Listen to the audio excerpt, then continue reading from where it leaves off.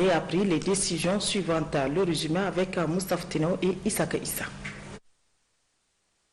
Au titre de la présidence de la République, le Conseil des ministres a adopté le projet de texte ci-après.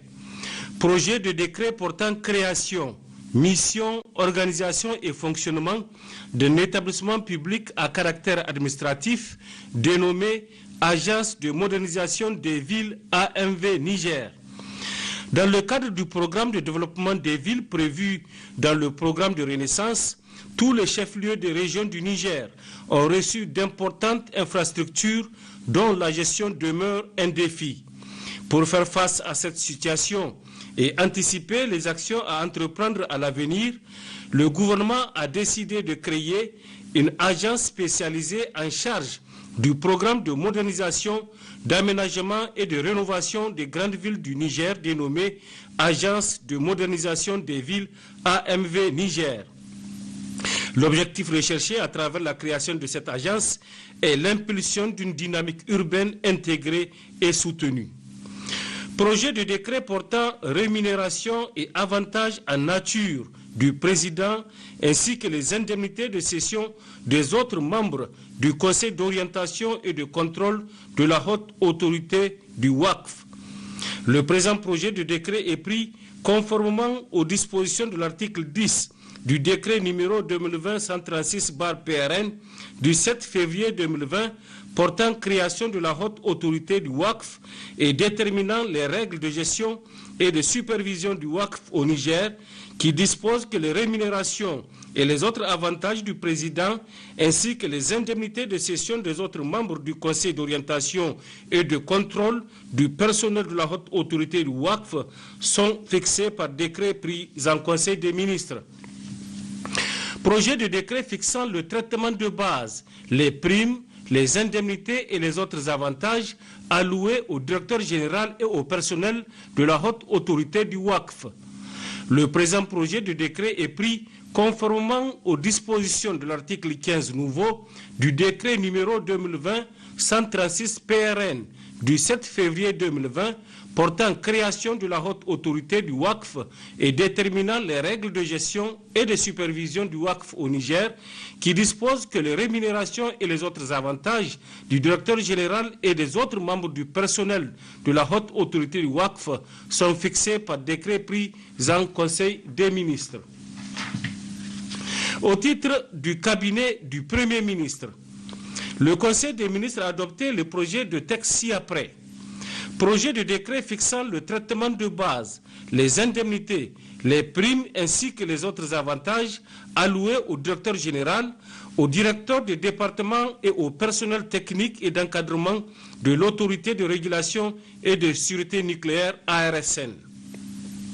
Le présent projet de décret est pris conformément aux articles 19, 28 et 32 de la loi numéro 2016-45 du 6 décembre 2016 portant création, mission, attribution, organisation et fonctionnement d'une autorité de régulation et de sûreté nucléaire, en abrégé ARSN, qui dispose que le traitement de base, les primes, les indemnités ainsi que les autres avantages du directeur général, des directeurs de département et du personnel technique et d'encadrement de l'ARSN sont fixés par décret pris en Conseil des ministres sur proposition du Premier ministre.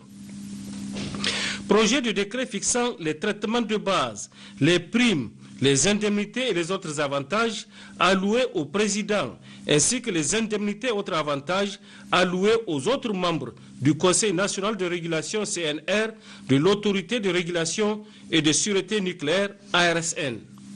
Le présent projet de décret est pris conformément à l'article 11 de la loi numéro 2016-45 du 6 décembre 2016 portant création, mission, attribution, organisation et fonctionnement d'une autorité de régulation et de sûreté nucléaire, en abrégé ARSN, qui dispose que les membres du CNR perçoivent des indemnités et autres avantages fixés par décret pris en Conseil des ministres sur proposition du Premier ministre.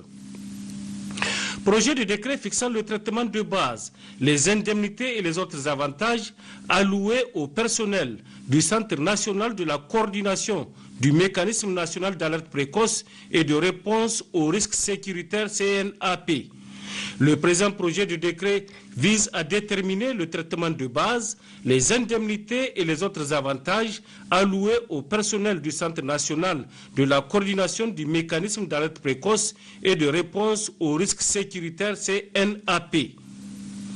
Au titre du ministère de l'Intérieur, le Conseil des ministres a adopté les projets de texte ci-après. Projet de décret déterminant les couleurs, la composition de l'uniforme, la devise, l'étendard et les insignes distinctifs des sapeurs-pompiers professionnels.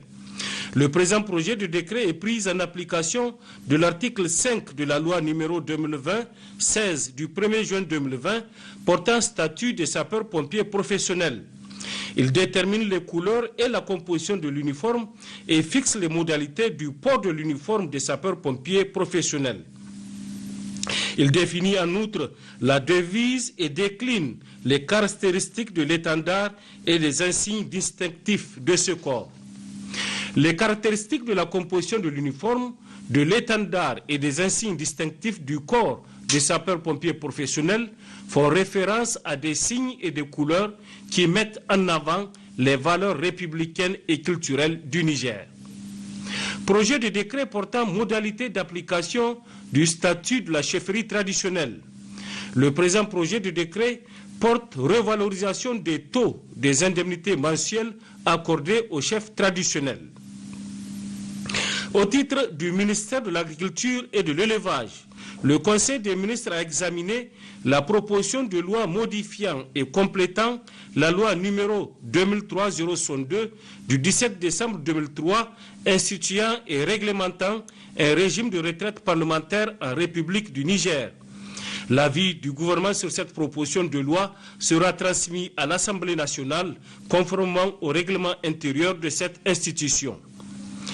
Au titre du ministère des Affaires étrangères, de la coopération, de l'intégration africaine et des Nigériens à l'extérieur, le Conseil des ministres a adopté le projet de décret modifiant et complétant le décret numéro 2015-469/PRN du 4 septembre 2015 réglementant les conditions de délivrance du passeport diplomatique.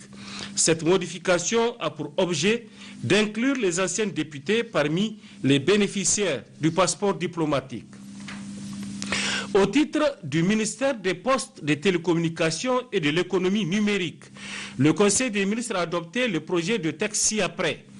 Projet de décret accordant à AFRX Télécom Niger une licence individuelle pour l'établissement des réseaux et l'exploitation des services Internet ouverts au public dans la bande dédiée 3410-3460 MHz et l'accès à la bande partagée 5.8 GHz.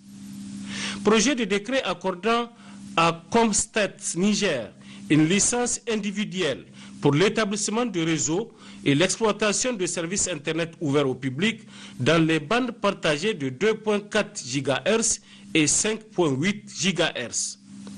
Projet de décret accordant à Bacorex Sarl une licence individuelle pour l'établissement de réseaux et l'exploitation de services Internet ouverts au public dans les bandes partagées de 2.4 GHz et 5.8 GHz. Conformément à l'article 16 de la loi numéro 2018-45 du 12 juillet 2018 portant réglementation de communication électronique au Niger, l'établissement et l'exploitation de réseaux et services de communication électronique ouverts au public sont conditionnés par l'attribution préalable d'une licence individuelle en cas d'utilisation du spectre de fréquence. Le processus d'attribution de ces licences individuelles a été conduit par un comité conjoint composé de représentants du ministère des Postes, des Télécommunications et de l'économie numérique et ceux de l'ARCEP, mis en place à cet effet sur la base d'un règlement d'appel à candidature et d'un cahier des charges. 4 entreprises spécialisées dans la fourniture des services Internet fixes ont déposé leur dossier d'attribution de licence. Comsat Niger, Bacorex Sal, Isocel Niger et Afrix Telecom Niger. À l'issue de l'évaluation, la licence individuelle pour l'établissement de réseaux et l'exploitation de services Internet ouverts au public est attribué pour une durée de 10 ans aux entreprises suivantes. Afrique Telecom Niger pour un lot de 20 MHz dans la bande dédiée 3410-3460 MHz et pour l'accès à la bande partagée 5.8 MHz et une contrepartie financière de 68 500 000 francs CFA. Comstat Niger pour l'accès aux bandes partagées 2.4 GHz et 5.8 MHz et une contrepartie financière de 10 millions de francs CFA.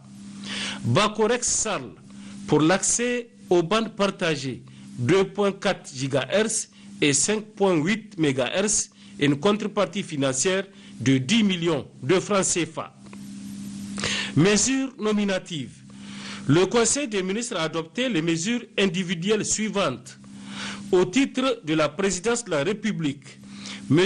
Ali Beti est nommé président du conseil d'administration du Fonds d'investissement pour la sécurité alimentaire et nutritionnelle FISAN.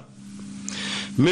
Maman Lawale Abdou Rafa est nommé vice-président du conseil d'administration du Fonds d'investissement pour la sécurité alimentaire et nutritionnelle FISAN. Communication. Le Conseil des ministres a entendu deux communications. Une communication du ministre de la Santé publique relative à la situation de la pandémie de la COVID-19. Au Niger, à la date du 25 février 2021, la situation se présente comme suit.